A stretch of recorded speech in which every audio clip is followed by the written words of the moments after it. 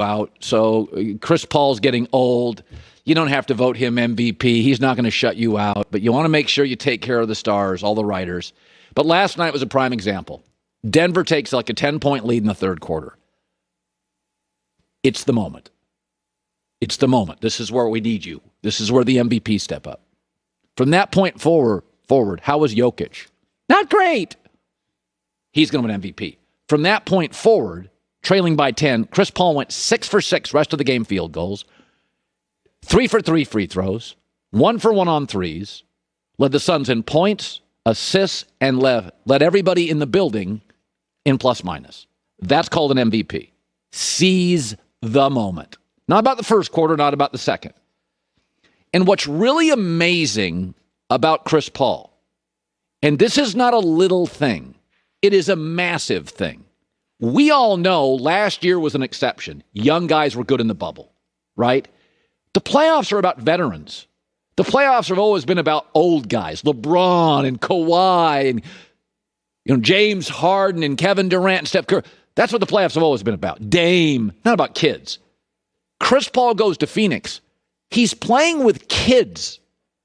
DeAndre Ayton's 22. Booker's 24. Cam Johnson's 25. Mikal Bridges 24. And what makes that more impressive, so Jokic has been in the Denver system with the head coach for 6 years. They were out of sorts because they lost Jamal Murray, right? Chris Paul has been in Phoenix 7 months with kids. And add this, in a condensed season. This has been a bad year for practice. Like, this was the worst practice year in league history. Nobody practiced. Guys, you're playing too many games. Every other night you got a game. You don't have time for practice. Guys are getting rest. And Chris Paul walks in 7 months. And this is what you get? Phoenix has been a disaster for 11 years. Last 3, it's all the same guys. Like, does everybody understand what he's doing here? 7 months, bad practice year, condensed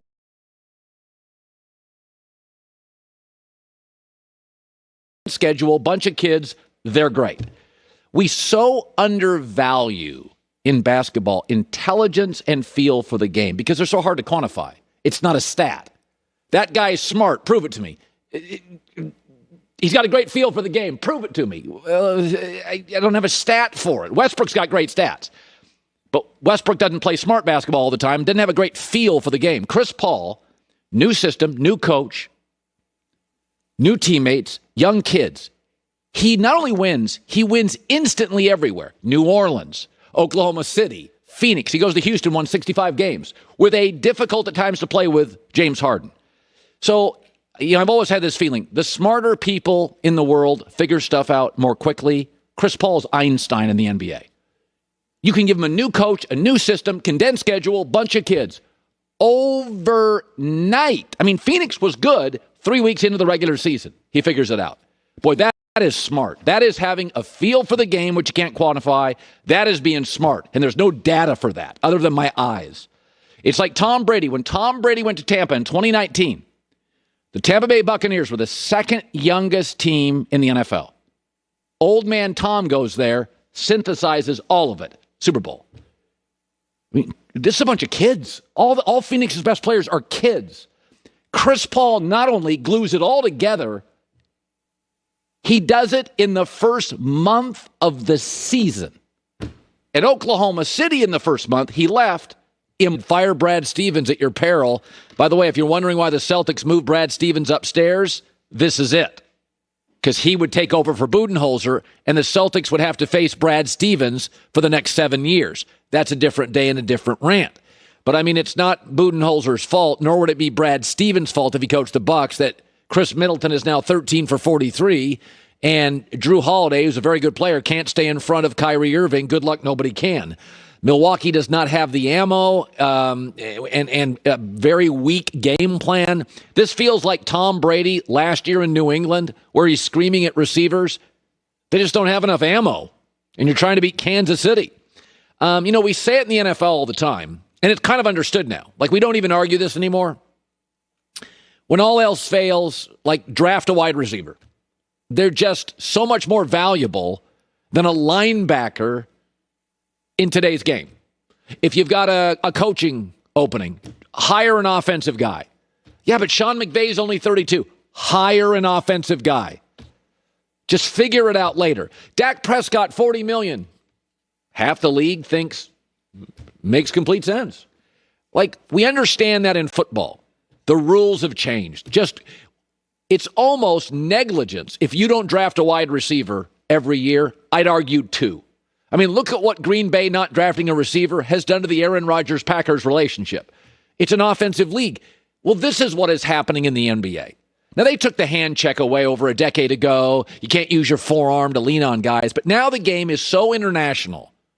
Basketball is so international. There is an explosion of offensive basketball talent in the world right now, coupled with the defensive limitations. It's a picks and screens. Even if you're a great defensive player, you can't stay on your guy. When all else fails, just draft offense.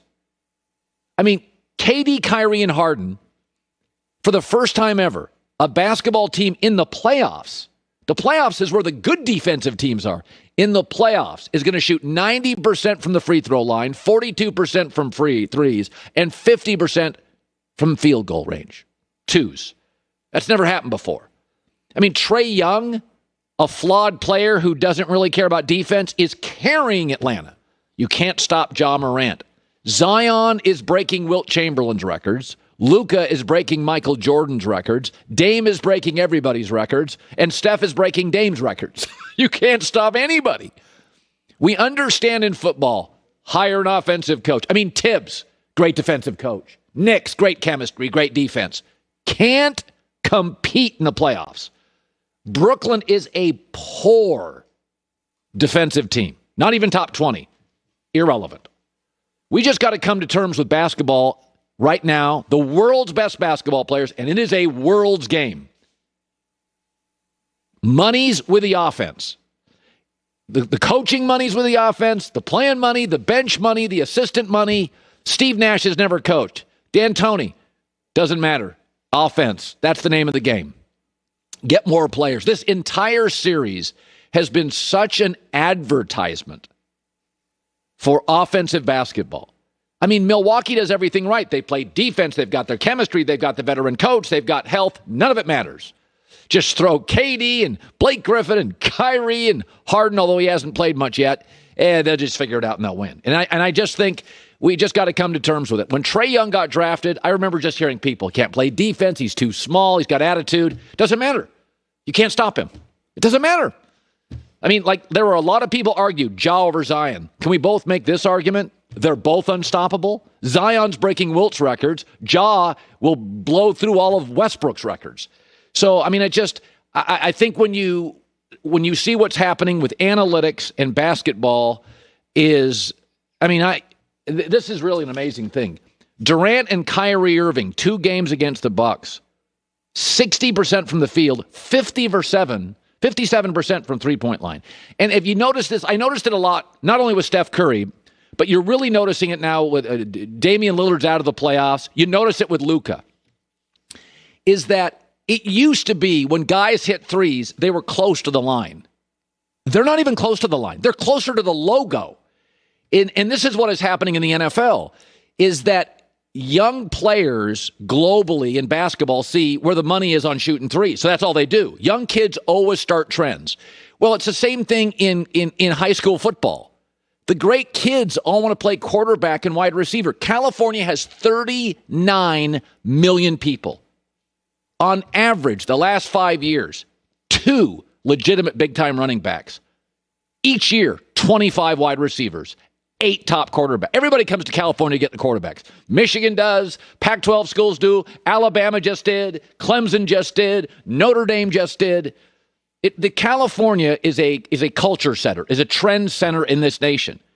The kids here are smart. There's no money in running back. Money's at quarterback and wide receiver. You can't believe how many great quarterbacks and wide receivers there are. And you watch basketball right now and you watch football. The money's in wide receiver, not running back. The money's in offense. Hell with defense. I don't want to hear it anymore. Stop drafting bigs who can't shoot. Stop worrying about defense. Just go get Trae Young. I mean, Milwaukee does everything right. Can't compete in the series, and Harden's not even playing. Nothing Brooklyn has works in the playoffs. Bad defense, rookie head coach, Harden's hurt, chemistry they never play together, all blown out because they just got better offensive players. By the way, I'm not against it. I'm here for it. The games are fun. Okay, so Chris Paul. Oh, Chris Paul. I don't know if anybody remembers. I thought Chris Paul should have been MVP. But the MVP, like the Heisman Trophy, is overwhelmingly useless. It is about stats. And let's be honest about this, is that in the NBA, you've got to be really good to stars or they shut you out. So Chris Paul's getting old.